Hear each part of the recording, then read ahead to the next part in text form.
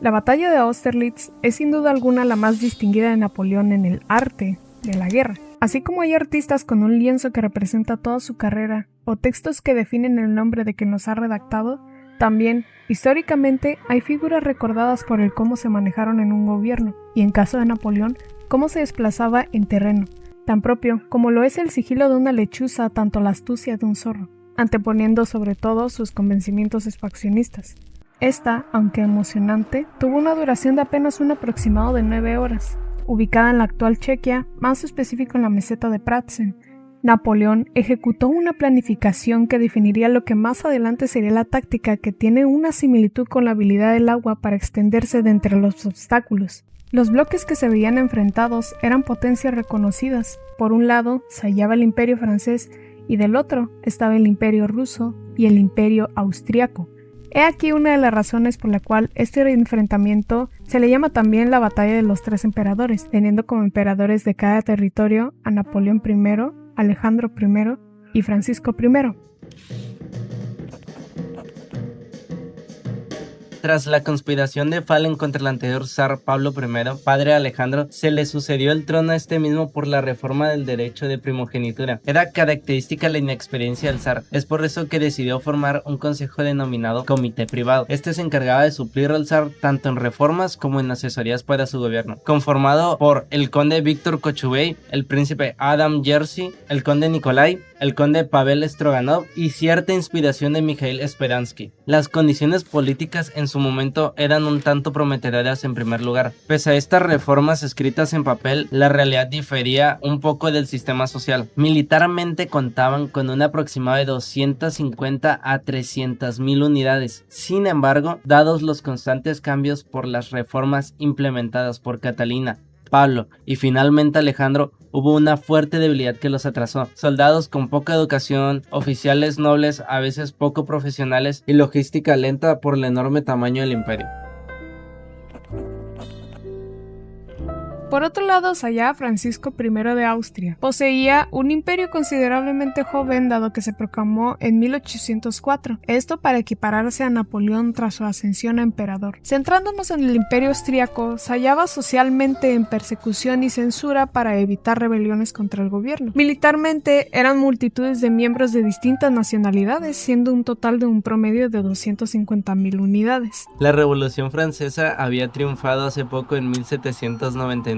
Dejó un hueco en el poder donde hubo cierta incertidumbre y caos, hasta la proclamación de Napoleón. Militarmente el imperio francés estaba conformado por 300 a 400,000 unidades, que fueron reclutados gracias a la revolución, tanto a su sistema implementado de conscripción. La ambición de Napoleón y su deseo de expansión tuvo como consecuencia la toma de Bélgica, Países Bajos, noroeste de Italia e inclusive parte de la central, así como los litorales del Rin. Cabe destacar que, aunque tuvo la toma de ciertos territorios, seguían siendo imperios títere, por así decirlo. Esto hizo que se desarrollara la tercera coalición para frenar a Francia. El ejército francés, también nombrado durante esa época como la Grande Armée, se estructuraba con el sistema de cuerpos de ejército, sistema que el mismo Napoleón revolucionó. Este constaba de un ejército dividido en pequeños mini ejércitos. Contaban con alrededor de unos 20,000 soldados por cada mini ejército, los cuales eran propiamente independientes unos de otros, ya que contaban con su propia infantería, caballería, artillería e ingenieros, lo cual los volvía sumamente fuertes, ya que cada mini ejército podía marchar hacia el frente por su propia cuenta y les permitía resistir para esperar apoyo. Por otro lado, podían atacar por su propia cuenta,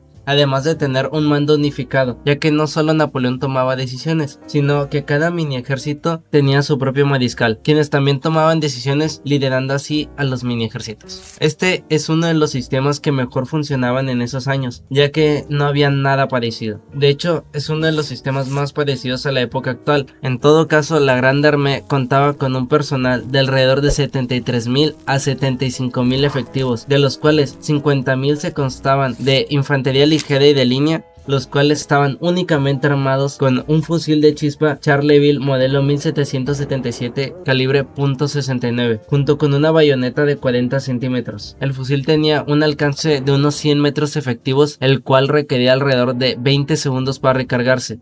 La infantería ligera incluía a los voltigeurs, los cuales eran tiradores de élite y escaramuzadores que avanzaban al frente de forma dispersa para desorganizar las tropas enemigas del ejército. Disponían de un aproximado de 14.000 soldados de caballería o jinetes, de los cuales constaban de 3.000 coraceros que llevaban un sable recto y largo de más de 1 metro diseñado para ensartarlo en sus enemigos.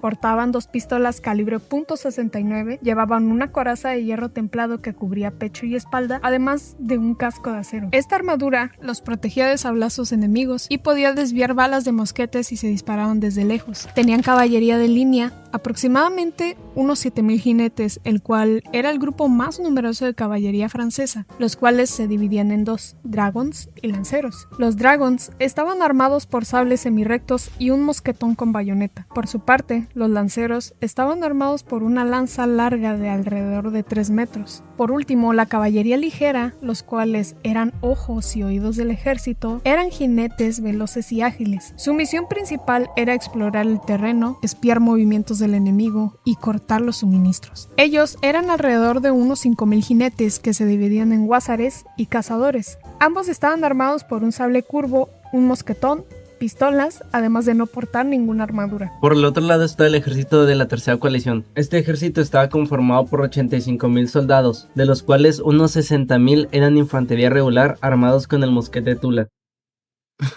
y los austriacos con el mosquete húngaro. 15.000 de los 85.000 eran caballería conformada por coraceros, dragones y caballería ligera. Contaban con 278 cañones. Algo a destacar es que estos no se diferenciaban mucho de los franceses, pero en lo que sí se diferenciaban mucho los rusos es que tenían una estrategia muy distinta. Esta estaba organizada en 5 masivas columnas que avanzaban muy lento a diferencia de los franceses, además de no ser independientes, por lo que en caso de encontrar enemigos tenían que esperar orden. Napoleón planteó una estrategia basada en el engaño y la concentración de fuerzas en un punto decisivo. Fingió estar débil, exaltando vulnerabilidad en su flanco derecho, dando así la orden de retirar sus tropas a las alturas de Pratzen, el cual era un terreno sumamente ventajoso. Esto invitaba al ejército austroruso a lanzar un ataque masivo por el sur para rodearlos y cortarle la retirada hacia Viena. Mientras tanto, ocultó la mayor parte del ejército francés en un terreno bajo y preparó un golpe muy fuerte contra el centro del ejército austroruso, que quedaría debilitado al mover tropas al sur. Es la noche del 1 de diciembre de 1805. Napoleón pasó la noche asegurándose de que las posiciones estén listas. Su primer acto fue ordenar a sus hombres iniciar humo para simular una retirada y reforzar la idea de debilidad. Davout, con el tercer cuerpo, marchaba forzosamente desde Viena. Al amanecer del segundo día la acompañaba una niebla densa, y el ejército austroruso comenzó su avance según su plan. 4 columnas descendiendo de Pratzen hacia Telnitz y Sokolnitz para aplastar el flanco derecho francés. Kienmayer atacó Telnitz alrededor de las 700 horas. Los defensores franceses resistieron casa por casa hasta ser empujados al otro lado de Golbach. Las primeras unidades de Davout llegaron justo a tiempo y empezaron a contraatacar, recuperando posiciones temporalmente en medio de combates confusos y cambios de mano en los pueblos. Mientras el ejército austroruso presionaba con fuerza sobre Sokolnitz, Napoleón observaba desde la colina de Zuren. La niebla empezó a disiparse hacia las 845 horas, permitiendo ver que el centro austroruso en Pratzen se había vaciado. Satisfecho, consultó con Soult, y poco después de las 900 horas dio la orden decisiva. Debía avanzar y tomar las alturas. Las divisiones de Saint-Hilaire y Vandamme subieron cubiertas por los restos de niebla, y casi por arte de magia, un hermoso sol apareció sobre Austerlitz, iluminando el avance y elevando la moral francesa. Los rusos en la cima quedaban fríos ante la masa de tropas que salía. Tras combates intensos con bayoneta y descargas, los franceses se apoderaron de la altura de la meseta alrededor de las 1000 horas, partiendo literalmente al ejército austroruso en 2. Desde Pratzen, Napoleón desplazó su puesto de mando hacia adelante. Ordenó a Bernadotte apoyar el flanco izquierdo del ataque y desplegó artillería que dominaba el campo. El ejército austroruso intentó reaccionar. Kutuzov lanzó contraataques con parte de su cuarto cuerpo y la Guardia Imperial rusa bajo el Gran Duque Constantino. Se produjeron choques muy violentos. Los rusos lograron incluso capturar temporalmente un águila francesa. Napoleón respondió enviando caballería pesada de su guardia imperial, que destrozó a los rusos junto con la artillería a caballo. En el sur, Davout seguía conteniendo a fuerzas muy superiores, mientras que en el norte, Lannes y Murat mantenían firme el flanco y comenzaban a presionar. Bien, Con el centro controlado, Napoleón ordenó el avance general. Las fuerzas de Soult avanzaron hacia el sur. Bernadotte y Soult presionaron desde el centro. Hacia las 1400 y 1500 horas, el ejército aliado estaba roto en dos grupos descoordinados y en plena retirada.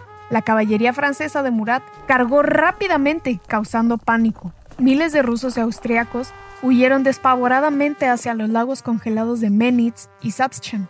Sin embargo, Napoleón no tuvo piedad y ordenó a la artillería francesa que disparara el hielo rompiéndolo, y cientos de austriacos y rusos se ahogaron o murieron congelados. La persecución continuó sin piedad hasta el final de la tarde. A las 1600 y 1700 horas, la batalla estaba ganada. ¿En qué desembocó finalmente la guerra? El ejército austroruso quedó destruido, lo que dio fin a la tercera coalición. Austria se vio obligada a firmar el Tratado de Presburgo, donde perdió grandes territorios como Venecia, Dalmacia e Istria, además de haber pagado una enorme indemnización de 40 millones de francos a Francia. Napoleón creó la Confederación del Rin, una federación de estados alemanes bajo protección francesa. Esta nueva organización reemplazó definitivamente el Sacro Imperio Romano Germánico. Con esto, Francia ganó un fuerte bloque de aliados en el centro de Europa y consolidó su dominio continental.